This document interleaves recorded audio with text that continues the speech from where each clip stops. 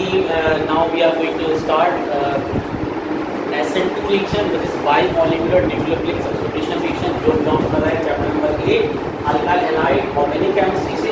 Last time we have discussed unimolecular nucleophilic substitution reaction. अब देखिए बाइमोलिकुलर nucleophilic substitution reaction, इसमें मैंने दिया इसका मैकेनिज्म. तो इसमें डेफिनेशन बिल्कुल SN1 की तरह है. तो those nucleophilic substitution reaction in which rate of reaction, अगर रेट ऑफ रिएक्शन डिपेंड कर रहा है active masses of two substances, active masses of two substances, या फिर इसका जो ऑर्डर आ रहा है, जो ऑर्डर ऑफ रिएक्शन,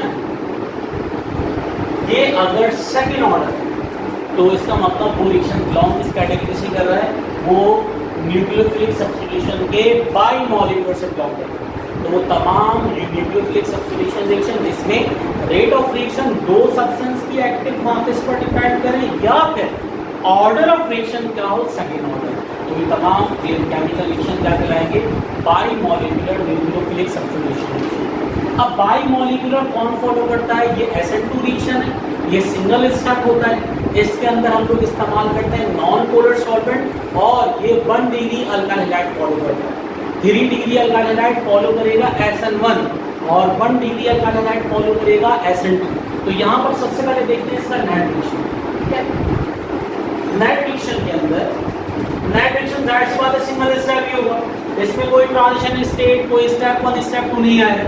तो यहाँ पर जस्ट हमने लिया 1 डिग्री अल्काइल हैलाइड.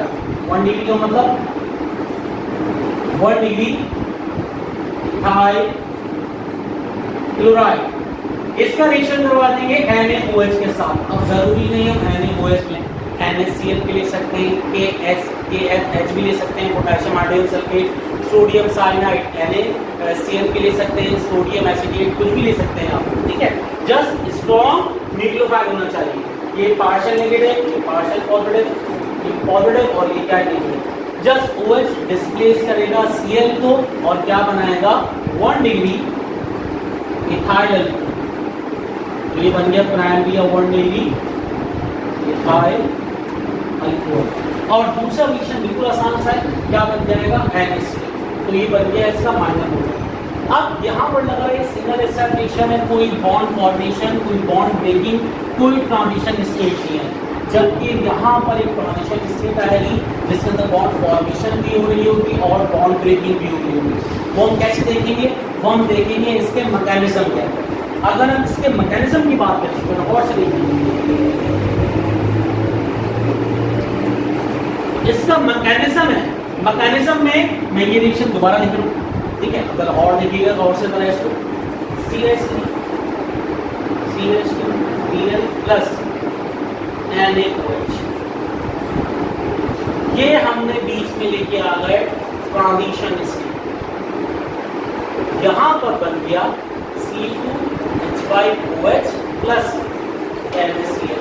अब देखें, हमने इस रिएक्शन को दरमियान में से ब्रेक कर दिया, रिएक्टेंट यहाँ लिख दिया, थोड़ा यहाँ लिख दिया, दरमियान में जगह खाली छोड़ दिया.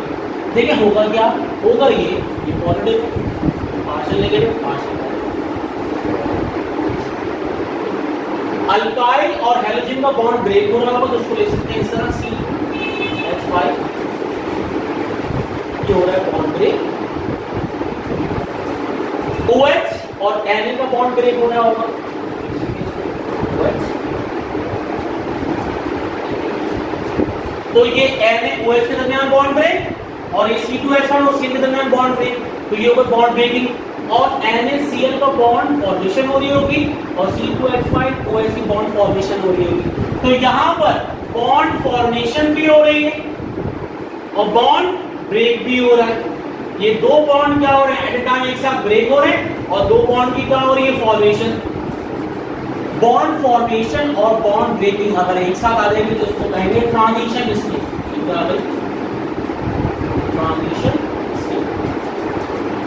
such state in which bond formation and bond breaking occur at a time or simultaneously, this state is known as transition state. अब यहाँ पर क्योंकि अल्काइल रेडिकल का बल्कि साइज नहीं है, स्ट्रॉन्ग न्यूक्लियोफाइल डायरेक्ट अटैक कर सकता है, तो हम इस्तेमाल करेंगे नॉन पोलर सॉल्वेंट। पहली बात नॉन पोलर सॉल्वेंट इस्तेमाल करेंगे। और ये हमारे पास कैसा है, ये हमारे पास एक स्लो रिएक्शन है, बहुत आहिस्ता आहिस्ता ट्रांजिशन स्टेट आएगी। जैसे ही बॉन्ड ब्रेकिंग हो जाएगा फौरन बॉन्ड बन जाएगा, फास्ट रिएक्शन हो जाएगा। इसका मतलब ये जो हमारे पास इनिशियल स्टेप था, ये क्या था हमारे पास, rate determining step. Rate determining step के अंदर दो चीजें पार्टिसिपेट कर रही है, एक 1 डिग्री इथाइल क्लोराइड और दूसरा एक ऐसा कंपाउंड जिसके अंदर स्ट्रॉन्ग न्यूक्लियोफाइल मौजूद है। ठीक है, तो यहाँ पर जब हम इसकी काइनेटिक्स लिखेंगे तो काइनेटिक्स में rate of reaction alkyl halide और NaOH के डायरेक्टली प्रोपोर्शनल आएगा और इसका ऑर्डर क्या होगा, सेकंड। जब भी हम इसको कहेंगे SN2 या by molecular nucleophilic substitution reaction. अब चलते हैं इसकी काइनेटिक्स की तरफ।